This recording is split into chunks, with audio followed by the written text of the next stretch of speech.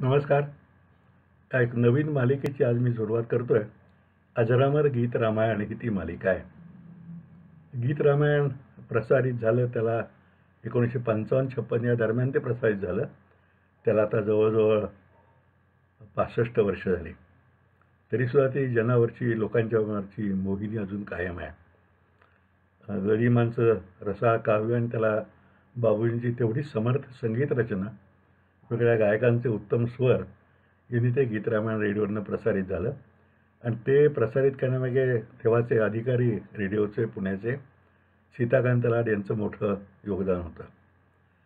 तर त्यासंबंधी मी सुद्धा आपल्या अनेकांच्या प्रमाणेच प्रभावित झालो होतो. आणि त्यातनं डोक्यात आलं की ह्या नुसतं गाणं ऐकण्यापेक्षा त्यातल्या काव्य आणि स्वर यांचा मागोवा घ्यावा आणि त्यातनं आपल्याला वेगळी एक लेखमाला करता येईल. म्हणून 2008 साली साताऱ्याचं दैनिक ऐक्य आणि सांगलीचं दैनिक जनप्रवास या दोन्हीमध्ये मी रामनवमीपासून सुरुवात केली. रोज एका गीताचं गीत द्यायचं आणि रसग्रहण करायचं. त्याचबरोबर बाबूजींच्या आणि गरिमांच्या आठवणी त्यात गुंफायच्या आणि बरोबर हे 56 गीतांच्या बरोबर ते सर्व जीवनप्रवास त्यांचा पूर्ण करायचा. अशी मी सुरुवात केली आणि त्याला वाचकांचा उदंड प्रतिसाद मिळाला. कारण ते सौंदर्य स्थळ दाखवणं, त्यातले राग कुठले आहेत, गायकांची काय वैशिष्ट्ये आहेत, रचनेची काय वैशिष्ट्ये आहेत, हे सगळे त्यांना मी एक्सप्लेन करत गेलो. मी मोठा अधिकारी व्यक्ती नाही, पण रसिक म्हणून मी माहिती गोळा केली. त्या कामी अनेकांचं सहकार्य झालं.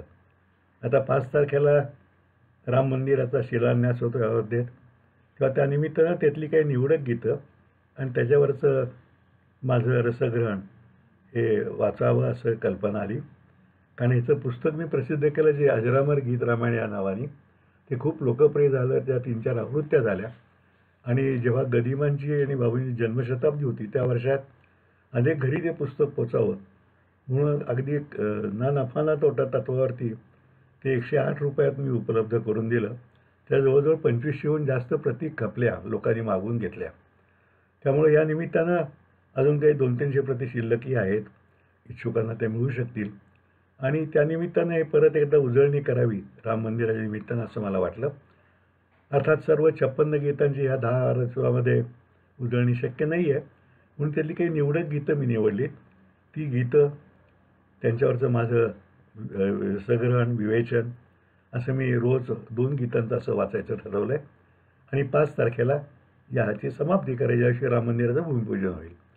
त्यातला पहिला मी काही गीतं जी निवडली ती साधारणपणे जी गीतं लोकप्रिय आहेत, ज्यामध्ये काही वैशिष्ट्यपूर्ण काव्यरचना मला वाटली, संगीत रचना वाटली, अशी गीतं निवडलेली आहेत.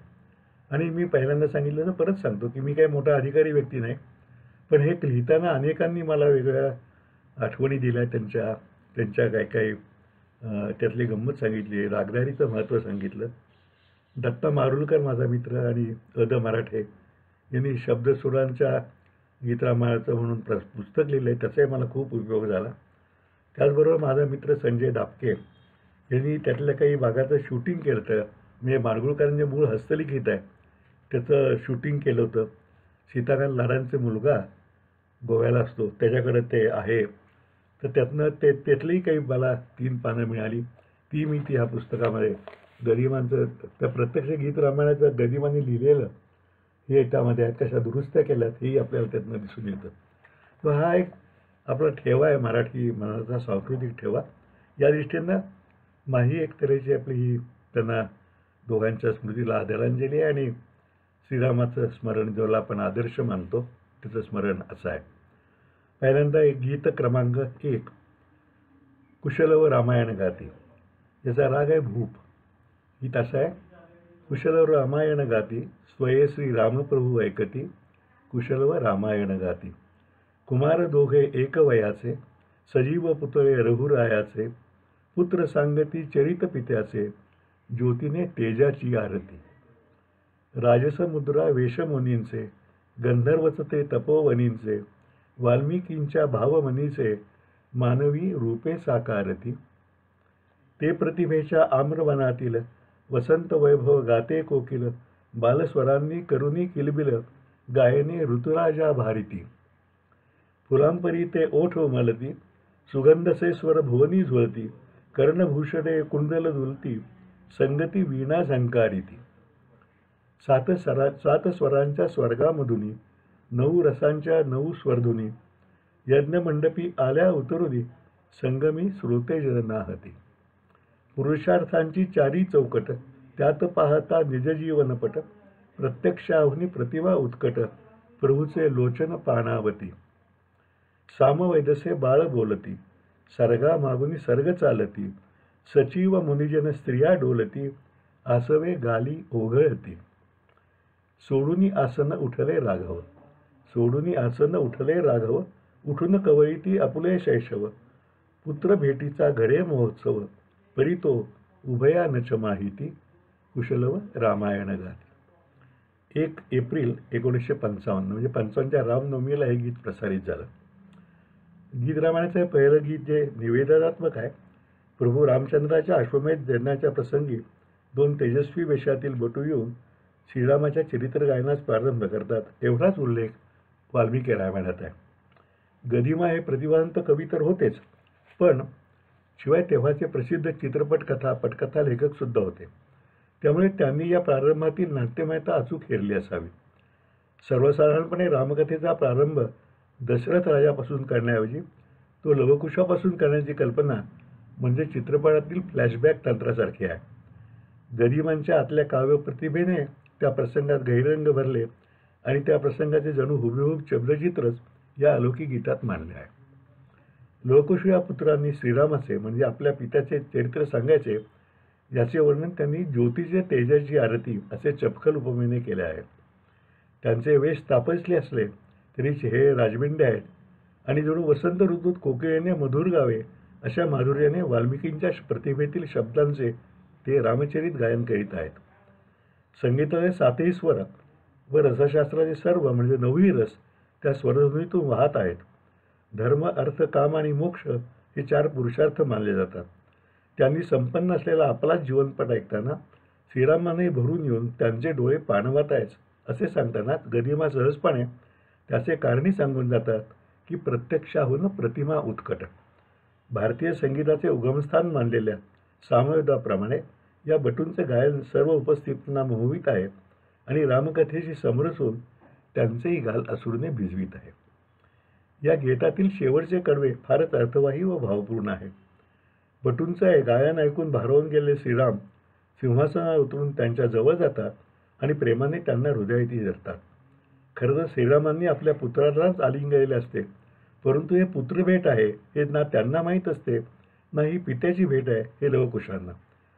गरिबांचे रसाळ शब्द तो भावपूर्ण प्रसंग रेखाटताना म्हणतात, पुत्रभेटीचा घडे महोत्सव परी तो उभया नच माहिती. हे गीत केवळ वाचतानाही भाविकांचे डोळे पाणवतात एवढे गदिमांचे काव्य भावपूर्ण झालेले आहे. हे वाचताना किंवा ऐकताना असे वाटेल की अगदी शांतपणे 2-4 दिवसात विचारपूर्वक हे गीत लिहिले आहे. परंतु प्रत्यक्षातील गोष्ट अशी आहे की या गीताच्या रेकॉर्डिंगसाठी गदिमा व बाबूजी आणि त्यांचा वाद्यवृंद आकाशवाणी केंद्रात आल्यानंतर बाबूजींनी कविराजांच्याकडे गीताची मागणी केली. गदिमा म्हणाले, मी ते परवाच तुम्हाला दिलेले आहे. यावर बाबूजींनी तुम्ही अजून दिलेले नाही. बाबूंची बोलण्याची आपल्याला काय ते स्पष्ट म्हणले असतील, तुम्ही अजून दिलेले नाही. असं म्हटल्यावर दोघांमध्ये थोडा वादच झाला. सीताकांत लाडांनी मध्यस्थी करून दोघांनाही कसेबसे शांत केले. तेथील एका खोलीत गदिमांना नेऊन त्यांना पुणे गाणी लिहिण्याची विनंती केली. गुस्सातच गदिमांनी होकार दिला आणि अक्षरशः 10च मिनिटात हे गीत लिहून रागातच लाडांच्या हातात दिले. पण त्या रागाचा मागमूसही न दिसता हे सुंदर गीत झाले ही खरी त्या कविराजांची अलौकिक प्रतिभा. बाबूजींनी अगदी अल्प वेळातच त्याची चाल बांधली. भूप या लोकप्रिय रागातील स्वरावटीवर हे गीत संगीतबद्ध केलेले आहे. भूप हा शांत प्रकृतीचा राग निवडण्यामुळे बाबूजींची प्रतिभा दिसते. आयुष्यभराच्या अथक संगीत साधनेतून ती त्यांनी सिद्ध केली होती. त्या चालीतूनही यज्ञमंत्रांच्या पावित्र्याचे गांभीर्य आणि साधर्म्य प्रतीत होते. हे गीत खुद्द बाबूजींनीच गायले होते. त्यांच्या कमावलेल्या आवाजाची जातकुळी शुचिता आणि गांभीर्य यांचा रसीला संगम साधणारी असल्याने त्या गीताचा भावार्थ त्याच पद्धतीने श्रोत्यांपर्यंत सहजपणे पोचला. त्यातील कुशल रामायण गाती हे ध्रुपद गाताना मावरील ठहराव आणि किंचित लांबलेला शेवटचा ती फार मनोज्ञ वाटतात. त्यांच्या या गाण्यावरून ते बांधताना त्यांचे मन कमालीचे प्रसन्न व शांत असावेसे वाटते. पण प्रत्यक्षात त्याच्या रेकॉर्डिंगच्या वेळची गोष्ट वेगळीच आहे. त्या दिवशी दुपारी लहानग्या श्रीधरची म्हणजे आजचे आघाडीचे संगीतकार व गायक असलेले त्यांच्या सुपुत्राची प्रकृती ठीक नव्हती. बाबूजींनी पत्नीला डॉक्टरांकडे जायला सांगितले व ते रेकॉर्डिंगला गेले. परंतु इकडे श्रीधरला घटसर्पाचे निदान झाल्याने त्याला परस्पर हॉस्पिटलमध्ये ॲडमिट करण्याची पाळी सौ ललिता वहिनींच्यावरती आली. पण गीत रामायणाच्या महत्त्वाच्या कामात व्यत्यय नको म्हणून त्यांनी बाबूजींना ते कळवले नाही. रेकॉर्डिंगला ललिता वहिनी का आल्या नाहीत म्हणून या गीताला चाल होतं हे बाबूजी मनातून अस्वस्थ होते. परंतु खरे कलाकार असल्यानेच त्या अस्वस्थतेवर मात करून ते एवढी सुंदर चाल लावू शकले. गीत रामायणातील पहिले मूळ गाणे कोणते होते का तेच कविराजांनी पुन्हा लिहिले या कोड्याचे उत्तर त्यांनी कधीच सांगितलेले ऐकिवत नाही. त्यांच्यासारख्या प्रतिभावंतांना नवीन गीत रचणे अशक्य होते हेही खरेच. आज दुर्दैवाने गदिमा आणि बाबूजी दोघेही आपल्यात नाहीत. परंतु गीत रामायणामुळे त्यांच्या इतकेच ते दोघेही मराठी मनात अजरामरच आहेत हे निश्चित. हे पहिलं गीत. त्यानंतर पुढचा कथाभाग येतो अयोध्येचं वर्णन असलेला अयोध्या मग सरयू तीरावरी अयोध्या म्हणून निर्मित नगरी हे दुसरं गीत येतं. त्यानंतर तिसरं गीत येतं ते उगा का काळीचं माझे उले असं म्हणजे दशरथाच्या राण्यांना मुलबाळ नाही म्हणून तो शोकाकुल आहे. आणि त्यानंतर चौथं गीत येतं दशरथ आपल्या कौशल्याला विचारतोय उदाचं का तू आवर वेडे नैनातील पाणी लाडके कौशल्ये राणी. आपण आता पाचव्या गीताकडे जाऊया.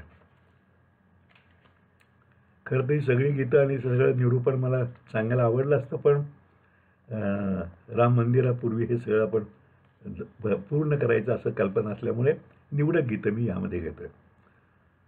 पाचवं गीत आहे ते अतिशय प्रसिद्ध गीत आहे दशरथा घे हे पाय सदा. हे गीत भीम पलास रागातलं आहे आणि स्वतः सुधीर फडके म्हणजे बाबूजींनीच गायलेलं आहे. 29 एप्रिल 1955 ते प्रसारित झालं आकाशवाणीवरून. गीत असं आहे दशरथा घे हे पाय सदान तुझ्या यज्ञी मी प्रगट झालो हा माझा सन्मान दशरथा घे हे पाय सदान तवयज्ञाची होय सांगता तृप्त झाल्या सर्व देवता प्रसन्न झाले नृपा तुझ्यावर श्री विष्णू भगवान.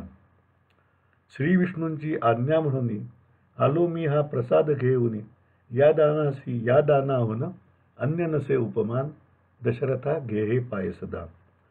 करात घे ही सुवर्णस्थाली दे राण्यांना क्षीर आतली कामधेनूच्या दुग्धाहुनी ओज तिचे बलवान. राण्या करीतील पायस भक्षण उदरी होईल वंशारोपण त्यांच्या पोटी जन्मा येतील योद्धे 4 महान. प्रसवतील त्या 3ही देवी श्री विष्णूंचे अंश मानवी धन्य दशरथा तुला लाभला देवपित्याचा मान दशरथा घे हे पाय सदा. कृतार्थ दिसती तुझी लोचने कृतार्थ मी ही तुझ्या दर्शने दे आज्ञामज नृपा पावतो यज्ञी अंतर्धान दशरथा घे हे पाय सदा. गुरूंच्या आज्ञेप्रमाणे दशरथाने यज्ञाश्व सोडला. मी अश्वमेध यज्ञ करीत आहे हे जाहीर करून हा अश्व सोडावायचा. त्याने वर्षभर विविध राज्यात जाऊन त्याद्वारे हा अश्वमेध संकल्प जाहीर करावायचा. राजाने अश्वमेध यज्ञ करणे याचा अर्थ मी अजिंक्य आहे असे जाहीरपणे सिद्ध करणे. मी सम्राट आहे इतर सर्व राजांकडून मान्य करून घेणे असा असतो. जर एखाद्या अन्य राजाला हे मान्य नसेल तर त्याने तो घोडा अडवावा व यज्ञाश्व सोडणाऱ्या राजाला युद्धासाठी ललकारावे अशी ही परंपरा आहे. पराक्रमी दशरथाचे सार्वभौमत्व सर्वांनाच मान्य असल्याने तो अश्व आपली मार्गक्रमणा पूर्ण करून वर्षभरात परत आला. दशरथाने ऋष्यशृंग ऋषींना पाचारण करून अश्वमेध यज्ञाला प्रारंभ केला. यज्ञाची पूर्णाहुती होताच यज्ञवेदीतून रक्तवर्ण यज्ञपुरुष प्रसन्न होऊन प्रकट झाला. तो यज्ञपुरुष आपल्या गंभीर पण मधुर आवाजात दशरथाला जे कथन करतो ते या गीतामध्ये गदिमांनी अतिशय अचूक व अर्थगर्भ शब्दात प्रगट काव्यबद्ध केलेलं आहे. मूळ रामायणात यज्ञपुरुषाने श्री विष्णूचा हा प्रसाद तू राण्यांना दे म्हणजे त्या पुत्र होतील होणारे पुत्र अवतारी होतील एवढाच उल्लेख आहे. त्याला गदिमांनी आपल्या अलौकिक शब्दसाह जडवून या गीताला वेगळेच उच्च परिमाण प्राप्त करून दिले आहे. तुझ्या यज्ञाने सर्व देवता संतुष्ट झाल्या आणि श्री विष्णू भगवानही प्रसन्न झाले. त्यांच्याच आज्ञेने मी हा प्रसाद तुला देण्याचे प्रकट झालो असे सांगून तो यज्ञपुरुष दशरथाला प्रसाद स्वीकारण्याची विनंती करतो. येथे गदिमांना तो प्रसाद म्हणजे साक्षात भगवंताचे देणे आहे, म्हणून प्रसादाचे दान या अर्थी पायस दान हा अतिशय मधुर शब्द योजला आहे. त्या यज्ञपुरुषाच्या तोंडी तुझ्या यज्ञी मी प्रकट झालो हा माझा सन्मान ही ओळ घालून दशरथाचे व त्या यज्ञाचे श्रेष्ठत्वच कविराजांनी सूचित केले आहे. त्या भगवंताच्या देण्याची कशाशीच तुलना होऊ शकत नाही हे सुद्धा त्या दानासारखी अन्य उपमा नाही असे म्हणून त्यांनी काव्यात्मक रीतीने सांगितले आहे. त्या सोन्याच्या थाळीतील खीर कशी आहे तर साक्षात कामधेनूच्या दुधाहूनही ओजस्वी आहे. आपल्या राण्यांना तो प्रसाद तू दिल्यावर त्या कृपाप्रसादाने त्यांच्या पोटी 4 महान योद्धे जन्माला येतील.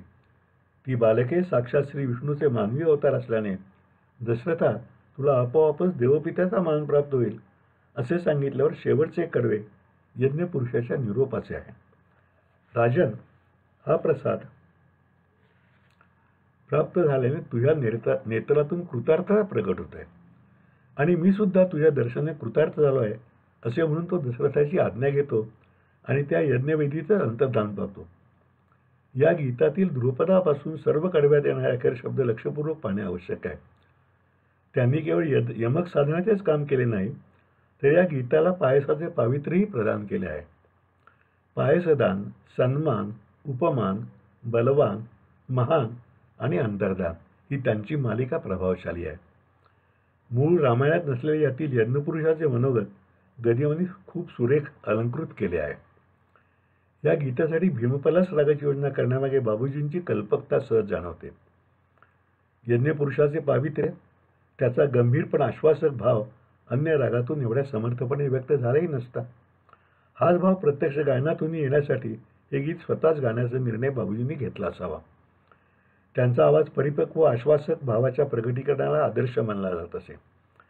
हे गीत तेव्हा प्रचंड लोकप्रिय झाले आणि आजही तसेच रसप्रिय आहे. याचेही रहस्य त्याची काव्यसंपदा आणि बाबूजींची स्वरसंपदा व आवाज हेच आहे. ध्रुपदाची सुरुवात पंचम स्वराने होते आणि पहिल्या, दुसऱ्या व चौथ्या कडव्याचे प्रारंभ पंचमानेच होतो. राहिलेली तिन्ही म्हणजे तिसरे, पाचवे, 6वे कडवे यांची सुरुवात बाबूजींनी आवर्जून कोमल निषाद स्वराने केली आहे. दशरथा यातील था नंतरचा ठेवरा घेतल्यामुळे यज्ञपुरुषाचे ते आवाहन स्पष्ट होते. त्याचप्रमाणे अंतिम चरणातील अखेरचा शब्द अंतर्धान गाताना बाबूजींनी अर्धानंतरही असाच आला घेऊन त्याला वेगळेच गैरी पण दिले आहे. मी गायक नाही आहे, अंतर्धान असं बाबूजीने म्हटले ना, ते सूचित केले. या गाण्याच्या चालीसाठी करायची रागाची अचूक निवड करण्याची शक्ती बाबूजींनी आपल्या बालवयातील पाध्येबुवांकडून घेतलेल्या शास्त्रीय संगीत शिक्षणातून प्राप्त केली होती. पाध्येबुवांचे असामान्यत्व बाबूजींनी फार आत्मीयतेने आपल्या आत्मचरित्रात सांगितले आहे. शंकरराव व्यासांच्या तोडीचे गायक असूनही पाध्येबुवांनी मुंबईला जाण्याचा मोह टाळला आणि कोल्हापुरातच राहून संगीत शिक्षण देणे हे आपले जीवनकार्य मानले. बाबूजींचे आजोबा वेदविद्या संपन्न होते. कोकणातून कोल्हापूर येऊन बिनखांबी गणपती मंदिरात त्यांनी वेदपाठशाळा चालवली होती. पाध्येबुवांकडे जेव्हा बाबूजींच्या वडिलांनी लहानग्या रामच्या शिकवणीच्या फीचा विषय काढला तेव्हा पाध्येबुवांनी फी घेण्यास ठाम नकार दिला. ते म्हणाले, फडके वकील, तुमच्या आजोबांनी माझ्या वडिलांना पूर्णपणे विनामोबदला वेदविद्या शिकवली, मग मी तुमच्या मुलाकडून संगीत शिक्षणाची फी कशी घेणार? त्या काळातील निम्न आर्थिक स्तरातील माणसे केवढ्या मोठ्या मनाची होती याचेच हे उदाहरण नाही का? बाबूजींनी आयुष्यभर असा सद्भाव व चांगुलपणा जोपासला होता. त्यांच्या स्वरातील सच्चेपणा इतकीच त्यांची माणुसकी व सहृदयताही सच्ची होती. कोणतीही कलाकृती सार्वजनिक मान्यता प्राप्त करते तेव्हा या कलाकृतीचे निर्माते केवळ उत्तम कलाकार असून पुरत नाहीत, तर ते तेवढे सच्चेही असावे लागतात. बाबूजी आणि गदिमा हे दोघी असेच होते आणि म्हणूनच गीत रामायणासारखी अजरामर कलाकृती ते निर्माण करू शकले अशी माझी ठाम भावना आहे. फडक्यांचं मूळ नाव राम फडके होतं. गाण्यासाठी मी सुधीर हे नाव त्यांना दिलेलं टोपण नाव होतं. आज इथेच थांबूया आपण. पुढची 2 गीतं पुढच्या भागात. तोपर्यंत नमस्कार.